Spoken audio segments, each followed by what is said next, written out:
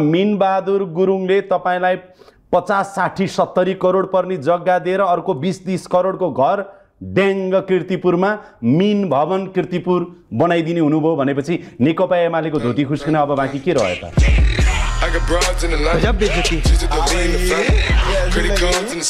यसले एउटा नयाँ पाठ सिकायो होला नि त। देखाएर सबै कुरा गर्न पाइन्छ? त्यसको जवाफदेही त बोक्नुपर्छ। सर तपाईलाई मान्यज्यू एउटा निवेदन गरौँ, तपाईँ र म लुगा नलगाइकन यहाँ हिँड्न सक्छौँ? अमेरिकाको प्रधान न्यायाधीश राष्ट्रपतिले नै नियुक्ति गर्ने हो। अमेरिकाका धेरै ठुला पोस्टर राष्ट्रपतिले नै नियुक्ति गर्छन्।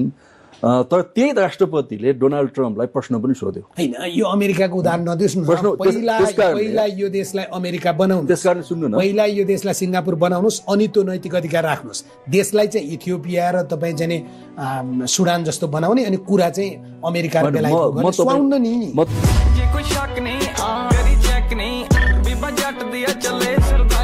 कुनै बेला ब्याङ्कहरू भनौँ न, वाणिज्य ब्याङ्क, राष्ट्र ब्याङ्क धाराशाही हुँदै थियो नि। ती वाणिज्य ब्याङ्क, राष्ट्र ब्याङ्क कसले उकासेर ल्यायो त? कुलमानजीले ल्याउनु भयो? त्यहाँ त अर्को कोही सियो थियो नि। होइन, तपाईँलाई चाहिँ किन यो भन्छन् नि कहिलेकाहीँ, अति धेरै न्यु खोज्यो भने तेरो ढाड चिला छ भन्छन् क्या। तपाईँको चाहिँ ढाड यति धेरै किन चिलाएको भने क्या?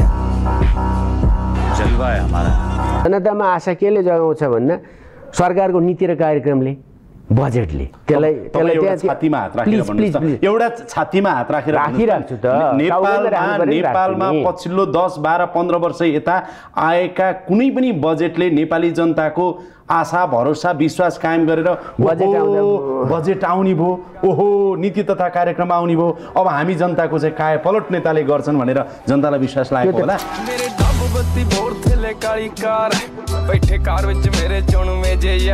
पुरानो दलमा गलत ठाउँमा तर आशा र अपेक्षा गरिएको मान्छे गगन थापा। हिजो तिनै मान्छे गगन थापा काङ्ग्रेसको सभापति बनोस् र एकपटक गगन थापा प्रधानमन्त्री बन्नुपर्छ, यहाँसम्म कि तपाईँ स्वास्थ्य मन्त्री हुँदासम्म भन्ने मान्छेहरू अहिले तपाईँलाई होइन कहाँ हिँडेको बाख्रा लिएर सहकारी ठगेको ऋण तिर्न लागि।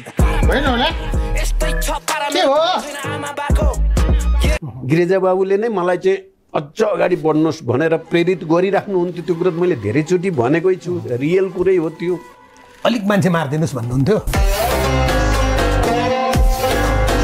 प्रधानमन्त्रीको अधिकार कति हुन्छ भन्नु? प्रधानमन्त्रीको म्याक्सिमम अधिकार हो। अनि तर तपाईँसँग त्यो पदमा नबस्ने अधिकार त छ नि। मैले भने अनुसार काम गर्न पाइनँ। तपाईँले दुईचोटि भन्नुभयो यो कुरा। तपाईँलाई म तपाईँलाई सम्झाउँ, यदि आफू अनुकूल आफूले चाहेको गर्न सकिएन भनेदेखि तिमी मन्त्री हौ, तिमी छोडिदेऊ न त पद। किन कर्मचारी जस्तो हुन्छौ भन्नुभयो नि तपाईँले, छोडिदेऊ भन्नुभयो। 9 महिनासम्म सोचे जस्तो पर्फर्मेन्स दिन नसक्ने प्रधानमन्त्री चाहिँ प्रधानमन्त्रीमा रहिराख्न नैतिकताले दिन्छ त?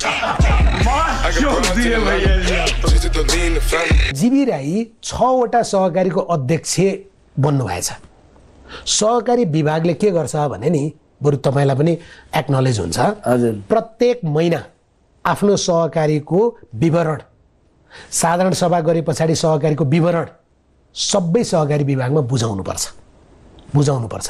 त्यो बुझाउनेले त गीतेन्द्र बाबु राई भनेर बुझायो होला नि।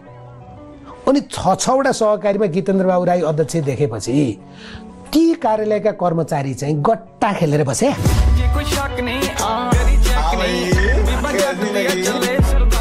एउटा निवेदन गरौँ कि यो देशमा अहिले आएको करिब 18 खर्बको बजेट, 18 खर्बको बजेटमा विकास बजेट कति छ?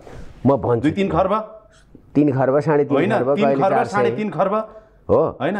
वित्तीय व्यवस्थापनको लागि कति का छ र साधारण खर्च कति का छ? वित्तीय व्यवस्था अब सर 3 खर्बको बजेटले मुलुकको अनुहार के काय पलट गर्नु छ? जाहिर खुवाउने बाहेक बात त सही हो। प्रचण्डजीलाई लगेर अदालतमा उभ्याउँछु भने होइन, त्यो टिआरसीले गर्छ जे गर्छ होइन। त्यसकारणले मैले त्यहाँ भने पनि छु, फरगिभ नट फरगेट हैन, मैले त्यो भनेको छु नि। तपाईले भनेको भन्दा तपाईले नेल्सन मण्डेला आज भनेको भए एमालेको एउटा सदस्य माओवादीका कारणले 2 खरब खर्च हुने भयो, यो यसप्रति हाम्रो जवाफदेहिता छैन भनेर भन्न मिल्छ? मिल्दैन। माओवादीले गर्दैन हैन, राउन्ड किक हान्छु भन्दैछन् नि प्रचण्डजीले, त्यतै जान्छन् उनी, त्यतै जान्छन्। तर हामी गर्छौँ होइन अङ्गभङ्ग भएका तपाईँले कसरी गर्नुहुन्छ राउन्ड के तपाईँहरूलाई हान्ने हो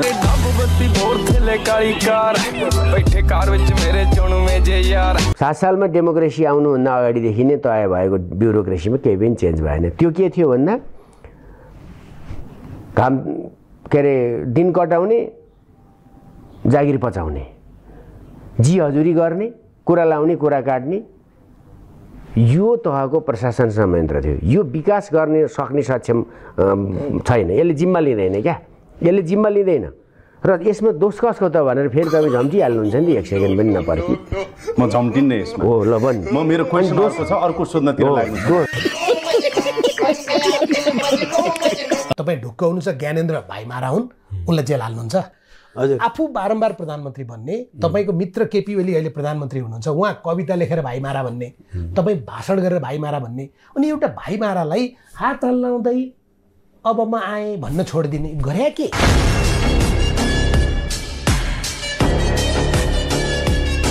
अहिले गणतन्त्रले जति दपेटेको छ लपेटेको छ, अधिनायकत्व देखाएको छ, नागरिकमा जे गर्नुपर्थ्यो गर्न सकेको छैन। हाम्रो जनताको शासन गणतन्त्र भन्ने महसुस म जनतालाई छैन। 2000 मान्छे दिनको जाने विदेश जानु परेको छ। केही भविष्य यो देशमा छैन भनेपछि त त्यही राज संस्था ठिक थियो भन्ने लाग्दैन? मजाको झापड काठमाडौँको मेयरले तपाईँहरूलाई हान्दिनु भयो नि होइन? उहाँले हानेर केही फरक पर्दैन। उहाँले के भन्नुभएको छ भने अब खोला मात्रै होइन, टोडी खेल खुला मञ्च पनि आफ्ना कार्यकर्तालाई दिने अध्यादेश पास गर्नुभएको छ।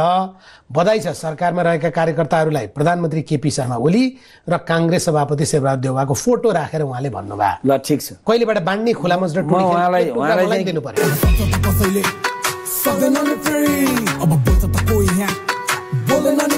तपाईँलाई म एउटा कुरा भन्नुहोस्, तिनै तहको अदालतले तपाईँलाई मानव नरसंहारमा संलग्न भएको पर्खिनुहोस् है, मेरो प्रश्न मानव नरसंहारमा संलग्न भएको व्यक्ति भनेर कसुरदार ठहर गरेर तपाईँलाई अपराधी ठहर गरेको छ अदालतले। कानुनी रूपमा तपाईँ अपराधी हो नि।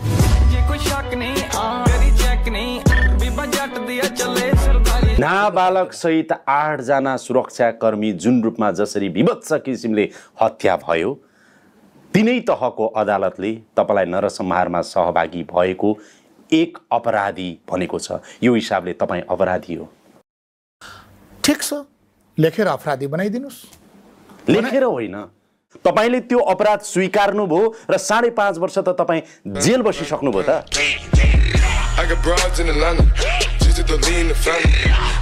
मैले तपाईँलाई चिनेको, म आफैले समय जोडेको 32 वर्ष भएछ होइन? 2049 सालदेखि तपाईँलाई म चिन्दछु। तपाईँले चाहिँ? मैले। तर यो बिचमा तपाईँलाई तपाईँकै सहकर्मीले के आरोप लगाए, त्यो पक्ष चाहिँ कस्तो धेरै ढाकेर गर्नुभएको रहेछ होइन? नक्कली माओवादी भएर हतियार तस्करी गर्नुभएको रहेछ यो बिचमा। त्यसैले काठमाडौँमा घर बनाउनु भएको रहेछ।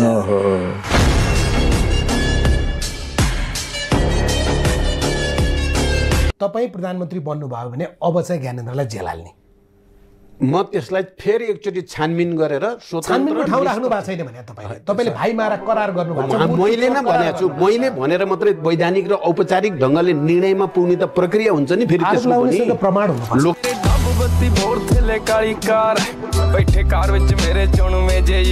लोड सेडिङको कुरो अर्कोले गर्यो भने तपाईँले मलाई प्रश्न सोध्नु नै मलाई अनौठो लाग्छ। मैले प्रश्न सोधिरहेको होइन, तपाईँको मित्रले लगाएको आरोप सोधेको। त्यसकारण त्यो एक समय त 2टा सरेसको थालमा, त्यो पनि दुर्गा प्रसाईको घरमा मिठो मानेर मार्सीसँगै खाएको नि त, त्यसो भएर सोधेको। ताप्लेजुङको गाउँबाट ढुङ्गे साहु कि साँगु तपाईँको होइन त? साँगुको त्यो गाउँबाट एउटा मादले झोला बोकेर काठमाडौँ ओर्लेको ठिटो हो नि त तपाईँ। आज तपाईँको जो प्रकारको राजस्वी जीवनशैली छ, तपाईँको कुनै व्यापार व्यवसाय छ? के राजस्वी छ त मलाई? तपाईँको कुनै व्यापार व्यवसाय छ? गाडी चढ्नुहुन्छ, सुट लाएर हिँड्नुहुन्छ, होटल रेस्टुरेन्टमा खानुहुन्छ, सबै चिज गर्नुहुन्छ नि। योभन्दा राजश्री के हुन्छ र नेपाली जनताको तुलनामा? यो कसरी आउँछ? तपाईँ अपराधी त हो। जेलमा बस्दैमा कुनै मान्छे अपराधी हुन्छ? किन हुँदैन? अपराधीलाई पो जेलमा राखिन्छ सर।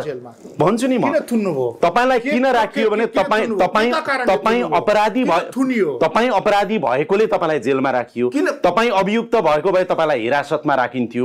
तपाईँलाई अलिकति शङ्का गरेको भए सोधपुछ हुन्छ। सिम्पल। बिपीको पुत्र हुनु बाहेक तपाईसँग नेपाली राजनीतिको त्यस्तो के योग्यता छ?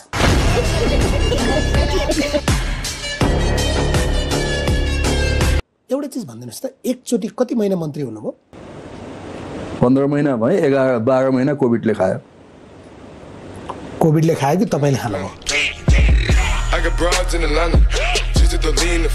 एकचोटि मन्त्री भएर निक्लिँदा एउटा जीवनभरिलाई चाहिँ पुग्छ नेपालमा?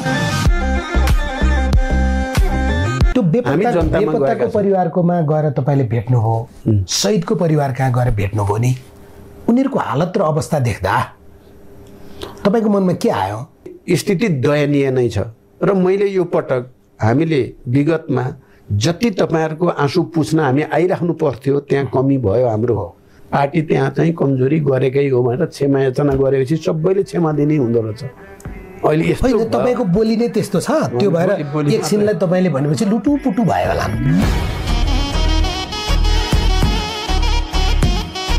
म गल्ती गरेर कानुनको धारा उपधारा प्रयोग गरेर सजाय दिइएको अपराधी होइन क्या।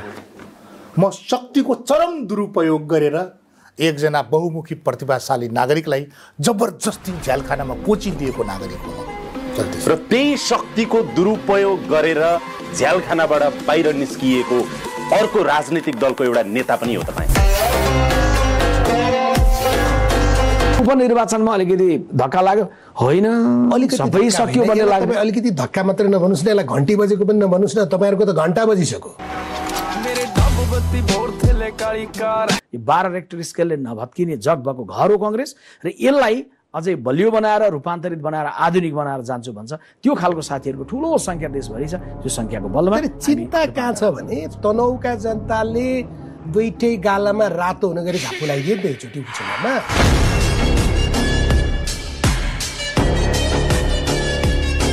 मान्छे चाहिँ हिजो यहाँ थियो भनेर हेर्दैन, अहिले के काम गरेको छ। योग्यता चाहिँदैन, योग्यता चाहिँदैन। म दावा गर्छु भूमि सम्बन्धी पीएचडी गरेको ल्याउनुहोस् मसँग, म चाहिँ एसएलसी पास गरेँ। तपाईँले यति भनेपछि हजुर यो कुर्सीमा बसेर तपाईँको च्यालेन्ज स्वीकार गरिन भने यो कुर्सीमा बस्न म लायक हुन्न र मेरो ल्याकत पनि रहँदैन।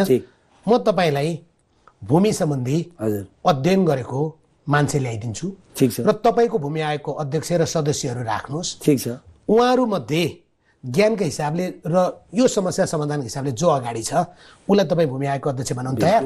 बनाउनु किन तयार?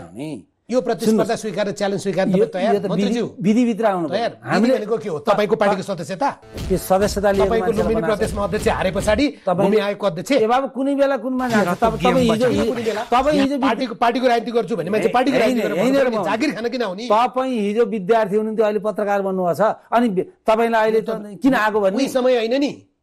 आइतबार पार्टीको चाहिँ चुनाव लड्ने, सोमबार गएर भूमि आयोगको चाहिँ त्यस्तो होइन। काम गर्ने सन्दर्भमा त्यो जिम्मेवारी भनेको मान्छेले जुनसुकै ठाउँबाट यो खोलो चाहिँ तपाईँ जाने उरो र कुलो जता नि जान्छ, पानी जाँदैन क्या, पानी लैजानुहोस् न।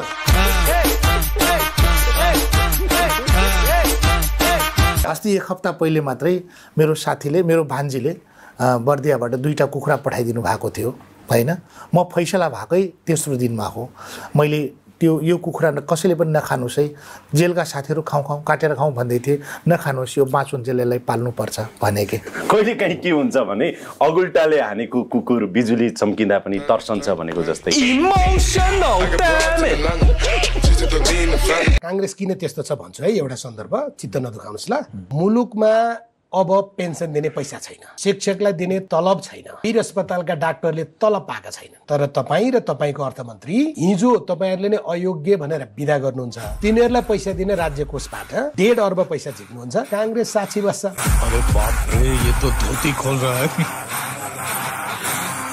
मालिकको सबभन्दा सेवक जनावर हो कुकुर होइन, तपाईँहरूलाई तुलना गरे होइन। कुकुरको पुच्छर चाहिँ 12 वर्ष ढुङ्ग्रोमा हाल्यो भने पुच्छर चाहिँ सोझो हुनुपर्ने ढुङ्ग्रै बाङ्गो भने जस्तो तपाईँहरू पनि सत्ताबाट बाहिर गए पछाडि चाहिँ परिवर्तनका कुरा, जनताका कुरा, मुद्दाका कुरा, सत्तामा पुगेपछि परिवारका कुरा, सत्तामा पुगेपछि ती सबै कुरा बिर्सिने अब व्यापारीसँग हुन्छ उठबास होइन।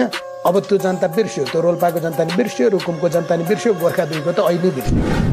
भगवान मनमा विराजमान मन्दिरमा ढुङ्गा ज्यान धन आशावान निराश छन् फुलका थुङ्गा झोपडी नसिब नहुने खोपडी चाहिँ रुन्छ दानमा रोपनी छ डोको भरि हिरा मोती मुङ्गा।